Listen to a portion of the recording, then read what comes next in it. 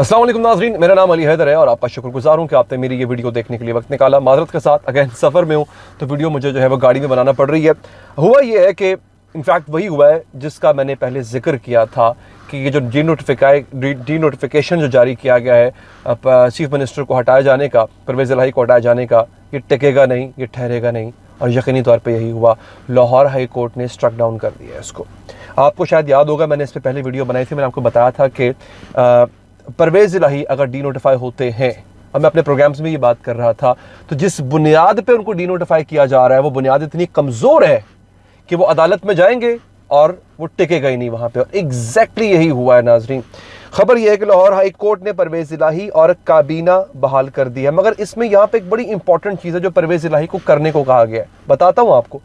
लेकिन पहले आपके लिए समझना ज़रूरी है कि गवर्नर ने एग्जैक्टली किया क्या। गवर्नर ने यह किया कि चूंकि एतमाद का वोट लेने का कहा गया था वज़ीर आला पंजाब को, वो एतमाद का वोट वज़ीर आला पंजाब ने नहीं लिया, लिहाजा मैं उनको डी नोटिफाई करता हूँ, यानी अब वो वज़ीर आला नहीं रहेंगे। इसके बीच में क्या हुआ, असम्बली का इजलास चल रहा था। एतमाद का वोट लेने के लिए गवर्नर खुद से नया इजलास बुलाता है, स्पीकर से कहता है कि इजलास बुलाओ। स्पीकर इजलास बुलाता है तो उसके बाद वज़ीर आला को या वज़ीर आज़म को, अगर तो सदर ने ये कहा हो, तो फिर एतमाद का वोट लेना पड़ता है। लेकिन इस मामले में स्पीकर के पास जब ये गवर्नर की चिट्ठी आती है तो स्पीकर कहते हैं कि अभी फिलहाल इजलास चल रहा है, पहले वाला इजलास खत्म होगा तो जिस इजलास को बुलाने का गवर्नर ने कहा है मैं वो इजलास तब बुलाऊंगा। लेकिन अभी तक वो इजलास खत्म नहीं हुआ और मैं इसको अगले साल के 365 दिन भी लेके जा सकता हूं। गवर्नर के वाली साइड से या PMLN वाली साइड से ये कहा गया कि चूंकि वज़ीर आला एतमाद का वोट लेने में नाकाम हो, यानी अच्छा ये बताऊं आपको, अगर गवर्नर कह दे वज़ीर आला से कि एतमाद का वोट ले और वज़ीर आला एतमाद का वोट ना ले तो फिर वो डी नोटिफाई हो सकता है, वज़ारत आला से उतर सकता है। ये बात है, कानून में है। लेकिन यहाँ मामला डिफरेंट था। यहाँ पे परवेज़ इलाही के हक में मामला किस तरह गया, इस तरह गया कि गवर्नर की बात तो परवेज़ इलाही तक पहुंची नहीं, वज़ीर आला तक तो पहुंची नहीं ना।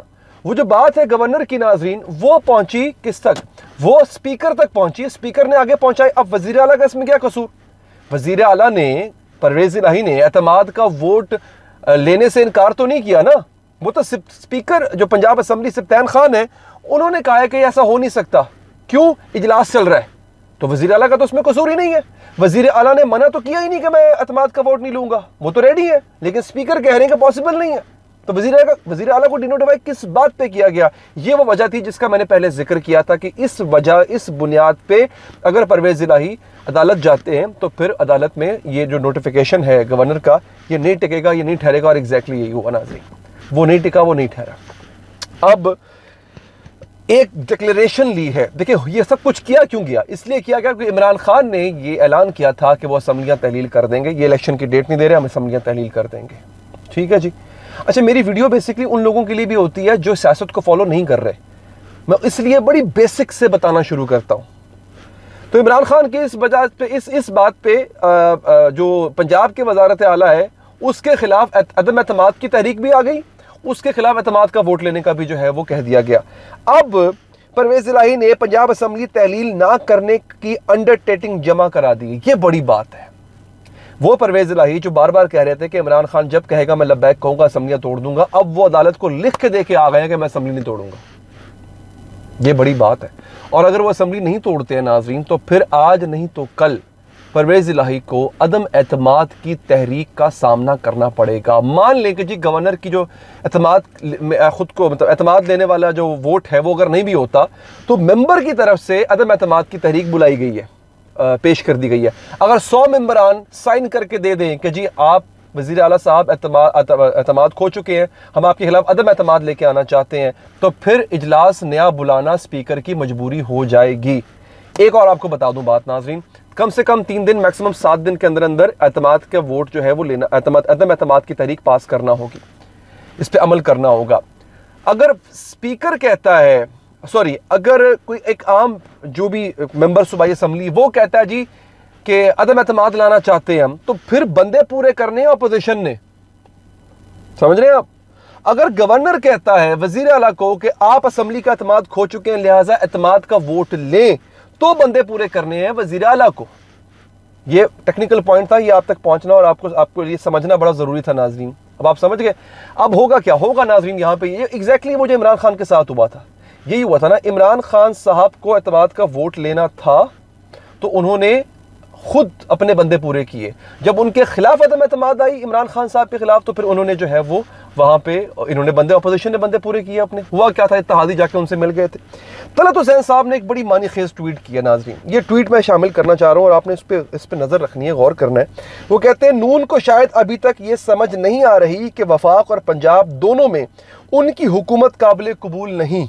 परवेज़ इलाही एक मुस्तकिल असासा है, वो इशारे पर चलते हैं, राइटर तब्दील हुआ है, स्क्रिप्ट नहीं।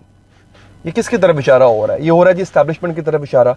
राइटर जो है वो चीफ ऑफ आर्मी स्टाफ की तरफ इशारा किया जा रहा है कि चीफ ऑफ आर्मी स्टाफ तो तब्दील हो चुके हैं लेकिन स्क्रिप्ट वही है। उसी पर ये पूरा जो खेल है, जो ड्रामा खेल, जो प्ले है, ये उसी पे बनाया गया है। वो तब्दील नहीं हुआ, राइटर तब्दील हो गया लेकिन वो अफसाना वही लिखेगा। इसके साथ साथ उन्होंने ये कह दिया कि नून लीग को अभी तक ये समझ नहीं आ रही है कि इस्टेब्लिशमेंट को आप अभी तक पंजाब में कबूल नहीं है। इस्टेब्लिशमेंट को वो बंदा चाहिए होता है जो यस सर करे। परवेज़ इलाही से बेहतर यस सर करने वाला कौन है?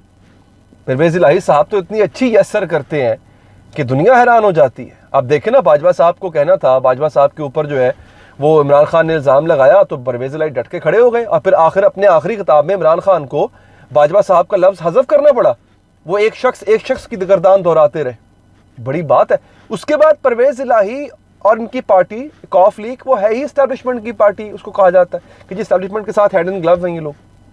तो वो तो मतलब, फिर एक और वजह भी है कि इमरान खान जनरल बाजवा को और बिलखसूस और बिलअमूम जो है वो इदारे के ऊपर तनकीद आज की थोड़ी कर रहे हैं, वो तो 8-10 महीनों से कर रहे हैं। तब परवेज़ इलाही क्यों नहीं बोले? ये जो परवेज़ इलाही अभी जो आखिरी असम्बलियाँ तहलील करने का इमरान खान ने जब खिताब किया, जिस दिन दोनों वज़ीर आला को अपने साथ बिठाया, तब बोल पड़े वो। क्यों भाई? ऐसे देना होता है ना, पैगाम देना होता है कि हम हैं, वी आर हेयर, हम आपको सर्व करेंगे। अब वो सर्व परवेज़ इलाही बड़ा अच्छा कर रहे हैं। तो इमरान खान साहब के लिए पता नहीं ये सिचुएशन कैसी है, क्योंकि अंडरटेकिंग देकर आ गए हैं ना, हल्फ देकर आ गए हैं अदालत को परवेज़ इलाही की असम्बली। अगर पंजाब तहलील नहीं होती फिर तो सूबाई भी से तो KP की असम्बली भी तहलील नहीं होगी। तो वो जो अर्ली इलेक्शन की धमकी थी वो तो काम ही नहीं की। तो इस अब क्या होगा? खेल बड़ा दिलचस्प होता जा रहा है। उसके लिए चैनल को सब्सक्राइब करें, पेज को फॉलो करें। मुझे दीजिए इजाज़त, अल्लाह निगहबान।